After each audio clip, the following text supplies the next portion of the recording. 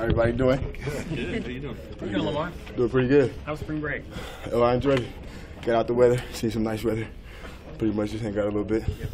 How was coming back? How the last two practices going? Oh, the practice has been good. I actually missed Monday practice. Had a child. Oh yeah. Had my first baby. Yeah, got a little baby boy. But yeah, the practice was great today. Congratulations. The defense was able to come together and compete all day and get the little practice victory. So it was a great day overall, though. Is it a boy or a girl? Or? It's a boy. Legacy is his name. You seem proud already. Yeah, I am.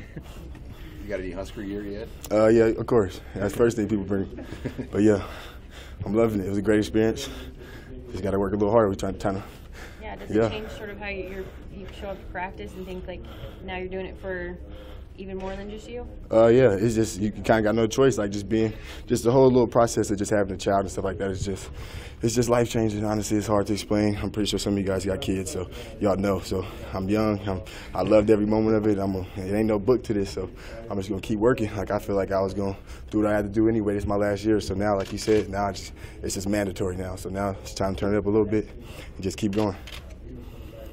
How much contact have you guys had this spring? You guys did a lot of physical stuff, even compared to last spring. Yeah, because the coach is always trying to find little ways and mix in live periods, certain tempos, just to get us some good-on-good action. I mean, we in spring, but we got to compete. We got to get better. I mean, going on air is good and it helps, but at the end of the day, we got to play football. So it's good to get some periods in here and there, getting some big-on-big contact and stuff like that, and just being able to compete. Like today, we had some live goal line and stuff like that. So we're just working each day, just following the script and just trying to build on this thing.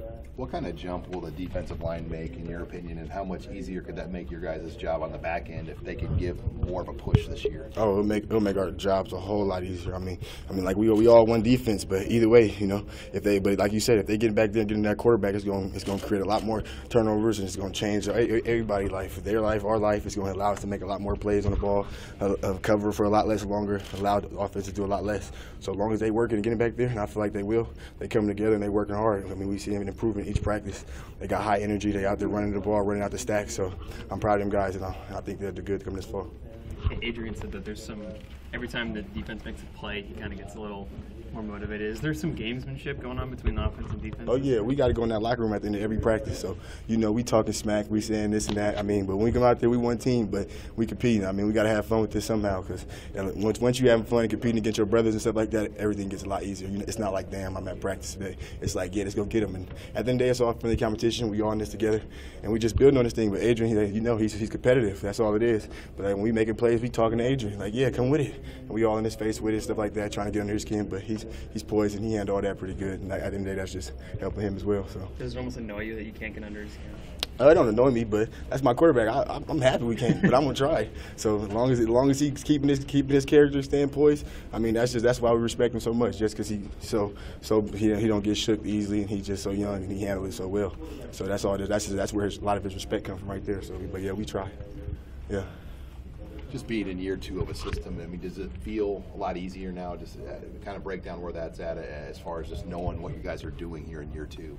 Yeah. I mean, just like anything, it's just multiple practice. I mean, like you said, year 2, we got the same coaches. It's kind of like the same thing that's been going on. We kind of know what to expect. We kind of know what our coaches want. We kind of know each other a little bit more. So it's kind of we build a better bond really with everything. I mean, together when we got some solid, I mean, we're gonna do better, and that's what we got going on. We got a solid team on both sides, coaches and all. So we've got a lot of stability, a lot, like you say, second year. So everybody kind of know and expect what's going on and all that good stuff. So as long as we keep improving, I mean, that's what I expect for us to do, is keep improving, just because the way it's structured, like you say, year 2, stuff like that. Those higher expectations. You guys, the coaches said you guys came back strong from spring break. How much do you think higher expectations led to that result?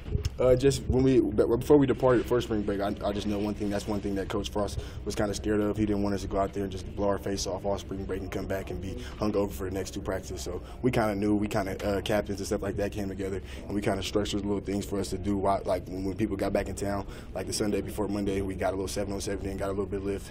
So we prepared to come back to work, because we didn't want to take no step backs, and we knew that spring break was a distraction. So now that we back to work, we had to come back practicing how we supposed to.